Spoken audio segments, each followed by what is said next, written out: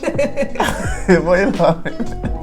You nervous? I'm waiting for it. I'm waiting No, for it. don't be nervous. No, I'm not nervous. I'm not nervous. I'm excited. What is the question going to be? Okay, let me put my serious face. Okay. Why? It's not. It's a normal question. It's maybe. Right, Okay. Okay, ready? No. No more smiling. No, I have to smile. All right.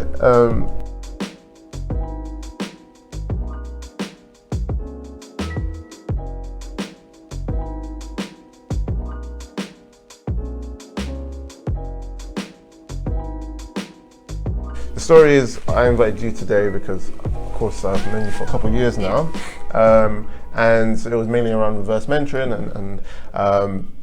and I thought you would be a good person to come on Not Your Everyday podcast to talk about. That's a good name for it. Thank you. To talk about your fears, to talk about leadership. Because I know you do a lot of work with senior leaders in the conversation space, and to talk about conversational wisdom, maybe just highlight high level what that is, and dispel myths around leadership. The audience could be a range of people, but I'm trying to help those who are coming into the workforce, those who are just started their careers and they're trying to understand, how do I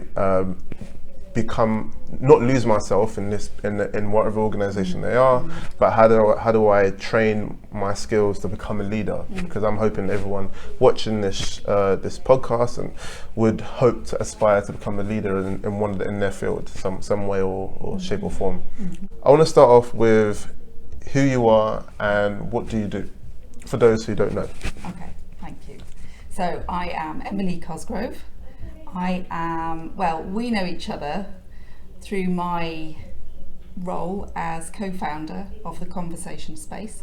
So that is my company, which is now in its 6th year, and which I set up with my co-founder, Sarah Hope, to help leaders at work have the best conversations they can have with the people that they work with. Yeah. So we are really passionate about strengthening human connection through the power of conversation at work, because it's something that we really believe that conversation is something, it sounds like a simple thing. It's two people or more opening their mouths, saying words. But actually, if we shift our mindset around how we can use our conversations, then they can be a really significant game changer. So by getting better at something we already know how to do and are good at, we can really kind of boost our own leadership and the ability of the people that we work with as well. So that's a long introduction to saying that the Conversation Space is my business. That's part of who I am. That's part of what I do every week, is I give a lot of my time to running the Conversation Space, to growing the Conversation Space, to going out and talking about it and trying to help reach other people to get better at their conversations. Yeah. I'm also a mother, so I have 2 teenage daughters, 18 and 17. I'm Trouble? a wife. Trouble and joy in equal measure. No, not in equal measure. Far more joy than trouble. But the teenage years are challenging years, definitely. And one of my daughters is away at the moment in Vietnam, so I have internal trouble every now and then about, I hope she's okay. Yeah. But she's having a ball. And my other daughter is just finishing her first year of A-levels, and she's around, so I get to see her more. I'm a wife, I am a daughter, I am a sister, I'm a friend, and one of the things that's really important to me in terms of who I am is my connection with other people. So that's kind of my big passion in life, is getting to know other people and connecting with them. So getting to know you has been brilliant, and that's kind of part of the reason that I'm here, really, is because for me, our connections with people, whether that's family, whether that's at work, or whether it's somebody we meet just accidentally for a brief moment, like me getting here today. My travel here was long and winding, not the expected route, but I had a few conversations with people on the way, and they made it good, and they made me happy, and they helped with my well-being because I connected with people on the way. So I think that's a really big part of who I am, is kind of the strength of connection that I have with other people. Cool. In terms of what I do and what we do at the Conversation Space, we offer programs to organisations, and most of the clients that we work with are quite large organisations like KPMG, other professional services, retail. We work with people like Boots and Swarovski and Burberry, and then some smaller companies as well. We're working with a company called Us2 Games at the moment, as an example, a much smaller company who are interested in kind of harnessing the power of conversation for their small team. And the programs that we run are all based around something that we call conversational wisdom. Yeah. So you mentioned it just before, but it's our... What is conversational wisdom? Yeah, so conversational wisdom is what we call our philosophy, it's our approach to working, but it's also a model which has evolved out of a piece of research that we did in 2015, talking to leaders at all levels across numerous organisations, so from CEOs and CFOs and heads of people through to managers and through to first-time leaders and people who are not yet leaders, to try and get a really detailed insight into what they thought were the ingredients for great conversations. So for a really good leadership conversation, whichever side of the conversation you're on, what are the things that make it great? And conversational wisdom, once we kind of disseminated all the data and pulled out the themes, was what emerged. And so there are three main pillars, which were around being aware, being skilled, and being human in our conversations. They're the three things that people talked about. So in what we do, all of our programs are based around helping people think through those three main themes. And then each of those is broken down into three different areas based on what we learned from the research. So being aware is around self-awareness, which you talked about already, is around being aware of the intent of any conversation. So, why are we sat here? What do we want to get out of it? If it's a great conversation, what's that going to be? And it's around reflection as well. So people said, if I am able to reflect on my conversations and really think about what have I learned from that, what's really useful. So reflecting on the conversation, but also kind of reflecting around the wider conversation. How does this fit in with the strategy that we're working on at the moment, or the bigger picture in the world? So awareness, and then being skilled. People talked about being the skills of dialogue, so questioning and listening, which is a huge part of coaching and mentoring, which is where I have grown from, really. That's been my career up to the point of Conversation Space, and Sarah as well, my co-founders. So dialogue, people talked about being critical. Interaction, the unspoken conversation, so our body language, our tone, all of that stuff, the unspoken stuff. And then environment as well. People talked about how important the environment is for a conversation. So if we change the environment, it can really change the quality and the content, actually, of the conversation. And then the being human part, people talked around vulnerability. So being able to be more courageous in our conversations, take more risks, kind of feel their way through uncertainty in the moment, and share more of themselves in conversations. They talked about curiosity being really critical for a great conversation. So not just being a monologue and me telling you, but being really curious and asking and getting more thoughts from the other person. And then the last piece is around relationship. So how do our relationships enhance our conversations? And so all of the programs that we run, whether it's a one-day workshop or whether it's our mastery program, they're all based on the foundations of conversational wisdom. So that's how we work with clients. And so what fears have you had to overcome in your career, or fears that you still having trouble with, or but I guess it's whatever way you want to answer it. Sure. So I'm going to share one particular one which is really relevant to where we are today. I just said I've always worked for myself. Over the last 15 years I've worked with lots of large organisations, but I've never worked in one. And for me, that was a huge barrier for a long time. I thought, what can I offer these guys? What can I bring? I've never worked here, and it's all big and glossy, and big marble walls, and I don't know if I can add any value here. And it got in the way for me for a long time. I used to think, I don't understand the lingo, I'm not going to be able to help. And that has been a piece of work that I have been working on for a long time, around really acknowledging that I bring something different. And I do have a different experience, but that means I have a different perspective, and that is valuable.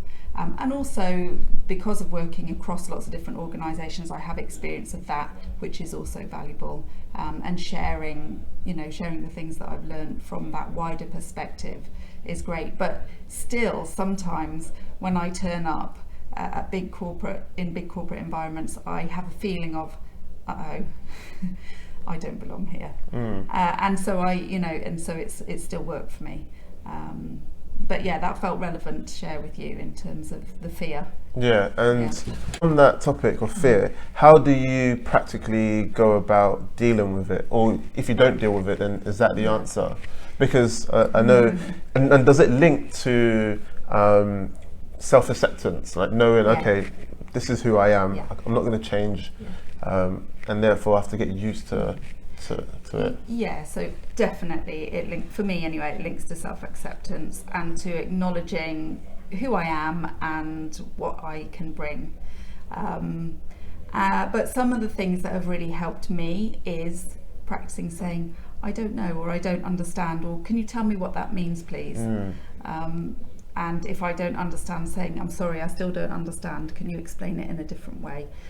Which feels terrifying, because I think everyone else in the room knows what's going on and what's being said, and maybe they do, but that's all right actually. I've learned that really helps, and just by sitting and nodding and saying, yeah, I get it, and not understanding, doesn't help anybody. So that's one of the things. I think also I have to work hard to understand the context and the environment, and that's part of my job to do that. So I can't just rock up and think, it doesn't matter that I don't know these guys, of course I have to do my homework. That really matters.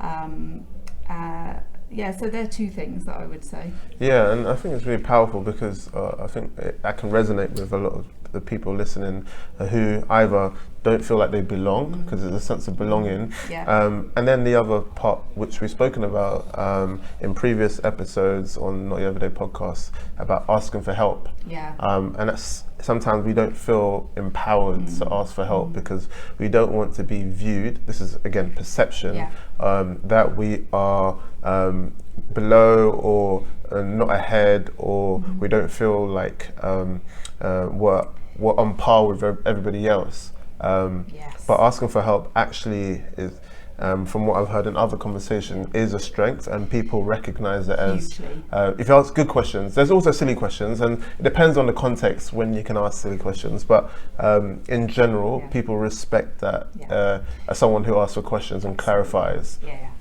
Definitely. Asking for help is a huge and important thing to do, and to keep doing that as we get more senior is also massively important. If we stop asking for help, it's kind of like stop being curious, really. So I think it's a real demonstration of strength and bravery to ask for help, because if we can't ask for help for ourselves, what's the message about if other people want to ask us for help? We need to be really encouraging that. I think that, if we want to work collaboratively and we want to have the best ideas and we want to be kind of future looking organisations, then we need to be reaching out all the time and asking each other for help. when it's appropriate, you know. Yeah. And like, if we just took this kind of like logically, why do we feel scared to ask for help? So is it because we don't want to be found out of a flaw that we have? Is that a right to be scared about that? That's a really good question. So imposter syndrome, or imposterism, as I've heard it referred to recently, which takes away the syndrome because of the belief that we all have these feelings. It's not a syndrome. It's normal to feel these things. So imposterism, having feelings of fraudulence and that we're not good enough, and even people, Albert Einstein had feelings of imposterism, Maya Angelou had feelings of imposterism, and even after writing however many books and discovering the theory of relativity, they still had it. So I think it's really normal. I think it, some part of it goes back to our, thousands and thousands, hundreds of thousands of years ago, the importance of belonging in a social group, and feeling like an outsider. I think that plays into it as well. But I think those kind of pervasive feelings of fraudulence are always going to be there to a certain degree, and I think they're useful. And I think the more we can normalise it, and the more we can share our own stories about those feelings and hear those stories from other people, the better kind of frame of reference we have really for understanding that they're normal, and they can help us and they can help others as well. Cool. But we've got to talk about them. We do. Yeah. I think that was going to help a lot of people, because it's just because sometimes we have these conversations in our head and we don't have it out loud. Yeah. And that's why I want to bring people from different backgrounds and to explain. That is a really important point. I would just want to say that because one of the things we talk about are conversations don't just happen out loud. They happen all the time in our heads. Yeah. And we make up conversations and we make up stories about what's going on for other people.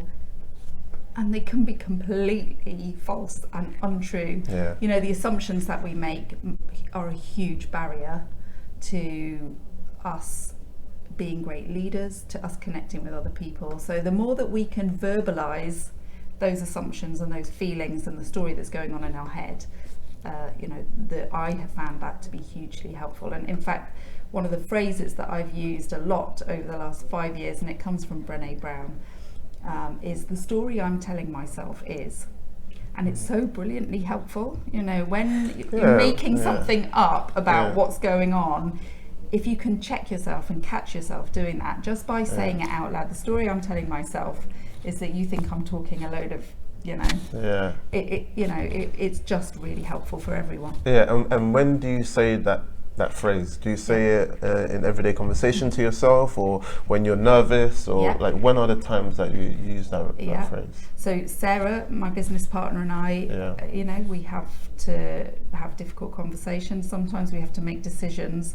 I'll use it in that kind of context. I'll say to her, the story I'm telling myself about what you're thinking, or the story I'm telling myself about what's going on here, or what the client's thinking is this. And just by putting it out there, it helps us kind of pull it apart. Yeah. So that's one example. That's good. In a team as well, it's great to go around and do that really quickly because it gets things out on the table. To drive this point home,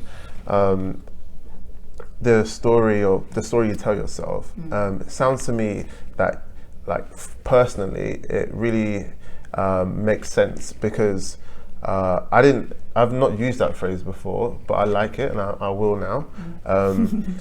But it reminds me to always be self-aware and always to check myself, because if I keep saying, oh, the story I'm telling myself, that means that I don't always take everything as fact. Yeah, exactly. And I also don't judge too quickly. I'm slower to judge.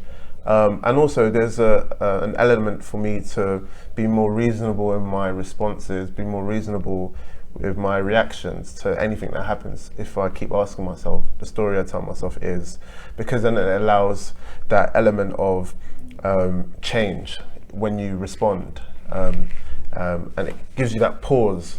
So yeah, That's something I really like. wise insights you just shared there. It's so true, isn't it? Just by saying the phrase, it gives us a chance to pause. Yeah. And check ourselves, check our story, check our facts and our, the truths that we're telling ourselves. Yeah. It gives us a chance to think about and be more mindful about our response. Absolutely. Yeah. And the reason why we're having this conversation is it's not only for leaders, it's for anybody, but specifically if we're trying to help build leaders up. But leaders are anybody. Leaders are anybody. It's true. We want people to have better understanding of themselves, really. Yeah, absolutely. That's what it boils down to. Fundamental to any kind of leader. Yeah. So how do you manage? So you said that you have to you take priority understanding who you are. So for someone who's always working for themselves or self-employed, whatever way you want to phrase it, how important is it for you to get comfortable with knowing yourself? Because maybe in an organization you can learn bits from different people because you're surrounded by so many different types of personalities, and you can get maybe there's less ownership really for you to explore who you are in a bigger organization because there's more people around. You can take bits from other people. You're still trying to find yourself. You've got the comfort of being like a monthly salary, so you don't feel like you need to take more risk. But if you're self-employed working for yourself, is there an element where there's a priority where you need to actually know who you are first before you go out winning work and before you go out talking to clients and I think there's a requirement to know who you are. Well, there's a requirement to be clear about what your offer is. So whether you're working for yourself as a coach, what differentiates you from anyone else? Why should anybody want to work with you? Or as a business, what's your offer? It's really business critical that you're able to be clear about that and know that and the value that you bring. As a person, it's also, for me, who we are is so kind of integral in what we do and in the company that we have. So I think that is really important, yes. Yeah. And, having worked for myself all the years that I have, I've had to, I suppose, find that kind of network across different areas rather than in one organisation, to be inspired by other people and to think, I want to take some of that for myself and think about that. So maybe the kind of the people to observe and learn from aren't so kind of ready. But in terms of working on myself, yes, absolutely. I've always worked in the world of coaching and mentoring and conversation and connection. So it's really critical to know yourself as a coach or as a mentor and to raise your self-awareness. It's part of the code of ethics that I have my own coach and do work on myself so that I can provide the best kind of coaching that I can for other people. So, because of the career that I've chosen, I've had to do that. But also for myself personally, I've had therapy across my whole life, really, in a number of different places and with different people looking at different things. As a parent, it's hugely challenging having teenagers, and I personally think all the support that we can get in whatever form I've gone for, because it's a hard thing to navigate life and to navigate work and parenthood and all the rest of it. So wherever I've been able to, I've sought it out and grabbed it. And it's difficult, but ultimately it's amazing getting to know yourself and understand how you work and who you are and what you can do for other people. Yeah. So if you were to go back in time, it could be in your early 20s, what would you give as an advice to your younger self? I would say keep doing what you're doing, and I would encourage myself to enjoy it a bit more. That's what I would say. Enjoy what? Enjoy. Try and enjoy everything. The struggle or the work or understanding who you are. Well, specifically, that's what I'm trying to get to. Because anyone can enjoy. Go holiday more. No. What are we talking about? I would try and say enjoy the everyday more. I've always been quite ambitious, and I've always been quite future focused. And I think it's easy. It has been easy for me to miss out on the every day and to think other things are more important. But that, I suppose, is what I would say to myself if I was 21, 23. I'd say savor the moment, savor the every day, think about what's great about today. Over the last few years I have intentionally practiced gratitude. So what am I grateful for today? First of all, it feels a bit weird and it feels a bit odd, but when I now think about that, there are so many things I'm grateful for. We've already mentioned my journey here today was the Northern Line broke down, the train was on diversion, the bus then was on diversion, and people were getting frustrated all around me, and I thought, I get it, I'm frustrated too, I don't want to be late for Olu. But also I felt so grateful that was what was difficult about my day. That's nothing compared to what it could be. So I'd say enjoy the everyday, be grateful for the everyday, and enjoy it. And how would that make you different now?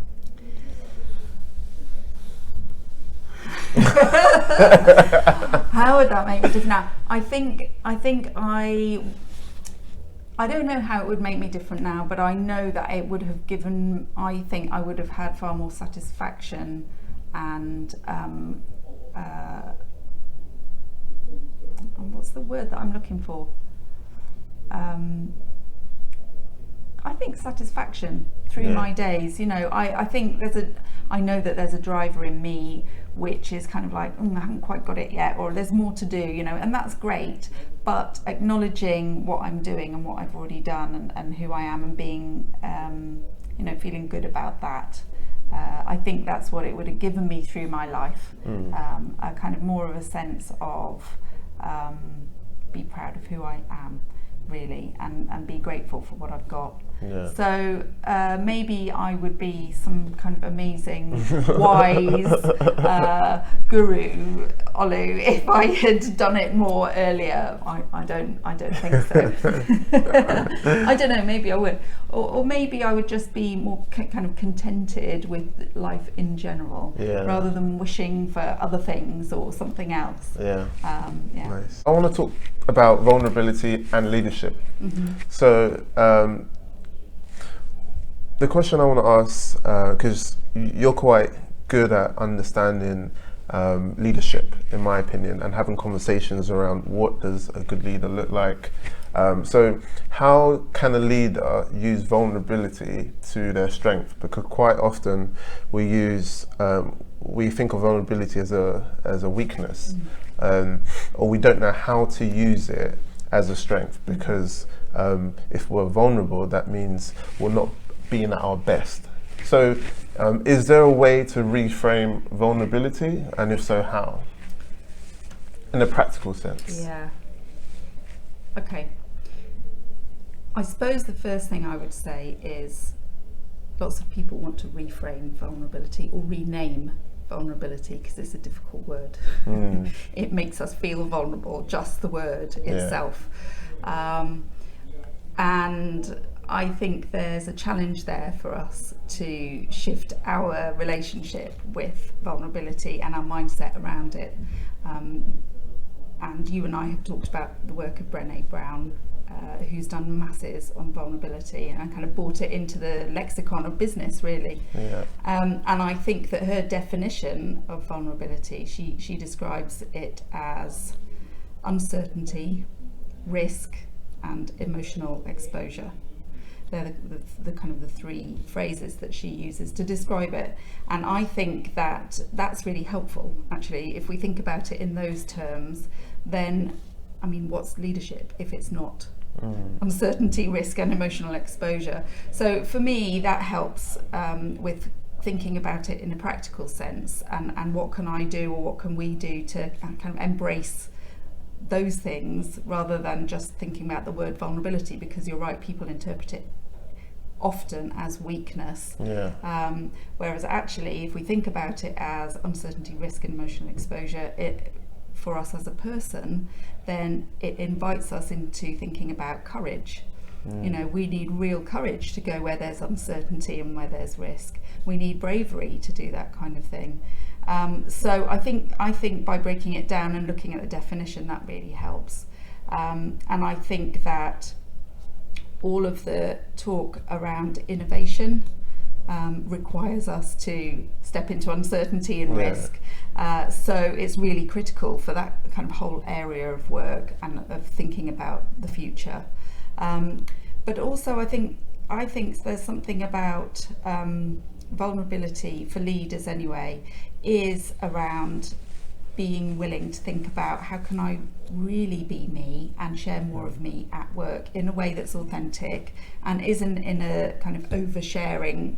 I'm gonna share all the stories about myself just to kind of speed up that connection. It's not about that, but it is around saying I don't know. You know, I think as the more senior we get, some of us anyway feel less able to say I don't know, or it may be around sharing the mistakes that we made, and you know, the cock-ups that we made, and saying I got this wrong, and what do you think about that, and sharing it and talking to different people about that. So how do you get there? How do you go from, if we say it really practically, I want to become a better leader, but I'm scared of what people might say if they think I'm not good at managing a particular task on a project.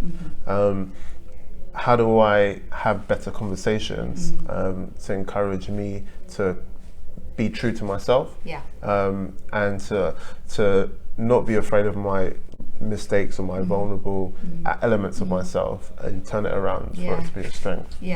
So I'm going to say use your conversations. I would say, you know, once we recognise the things that we need to get better at and develop, or things that we've messed up on, I would reach out to the people in your team, to your manager, to other people around you, and ask them for their thoughts on, you know, you can say.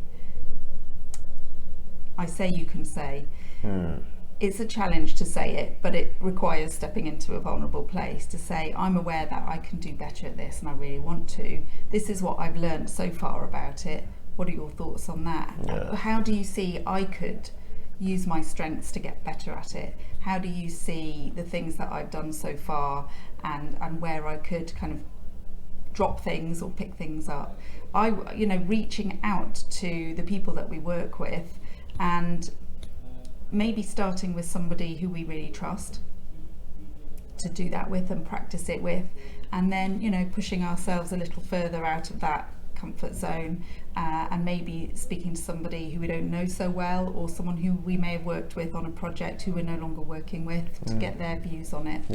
I think that by owning the things that aren't going so well, or that we know we want to improve, by owning them and by being curious about them, and by saying I want to get better at this, but by reaching out, I think that's one way that we're practicing vulnerability, but we're also working to develop ourselves.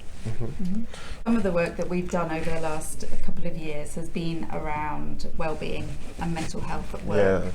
And one of the things that I have noticed makes a massive difference and requires practice of vulnerability is when senior leaders step up and share their stories around well-being and mental health with the people in their organisation.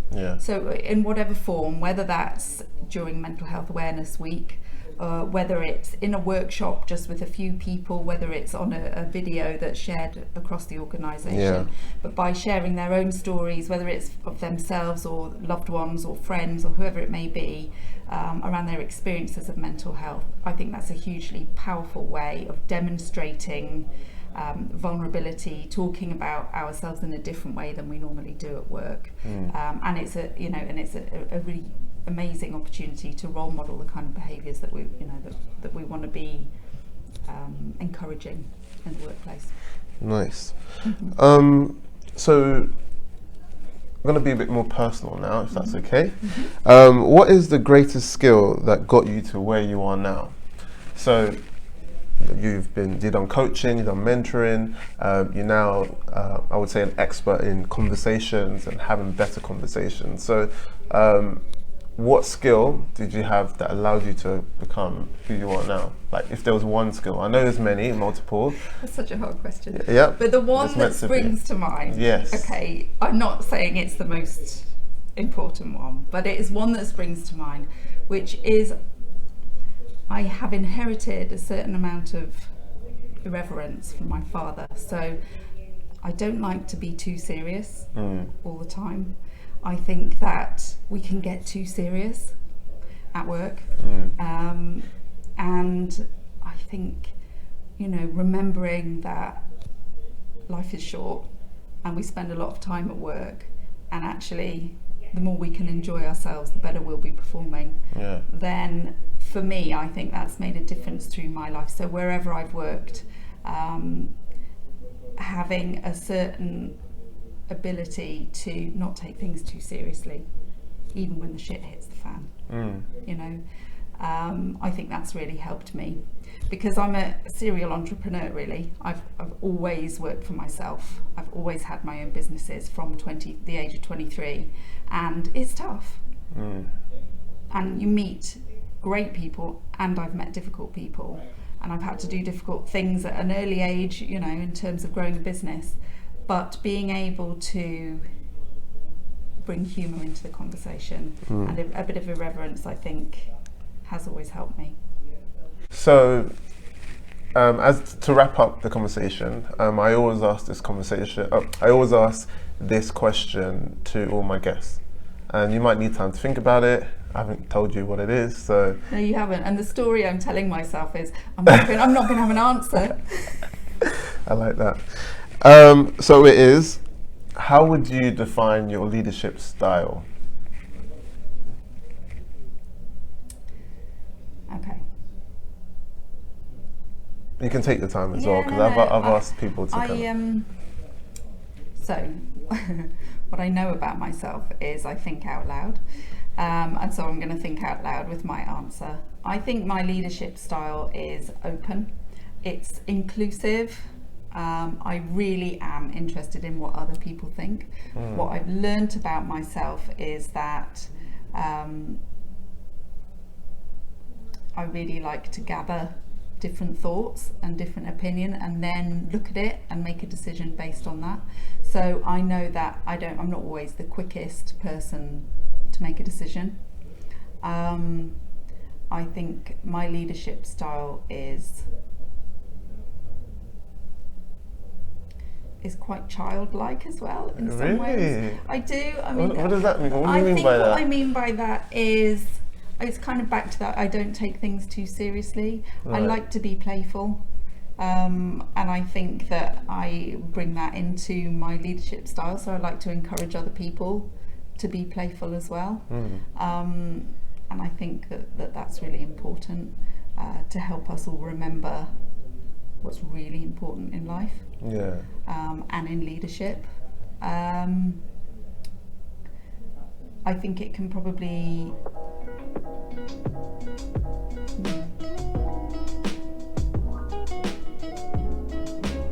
No, 2 is fine, no, you don't need more. That's just enough. What is enough? What is enough? Exactly. Enough what is for you? enough? Is that enough for you? It's more than enough. But as long as it's authentic, that's all that matters. We don't need the power of 3. We don't need all, rule of 3. Okay. As long as you're happy with that. Okay, cool. So we've done the last question. Done the last question. Okay, cool. My stomach's grumbling and the microphone's there. That's going to be really interesting. Well, we can record it and we'll see. It's very human. Back. We talk about being human. We're going to leave it in there. The grumbles. Okay.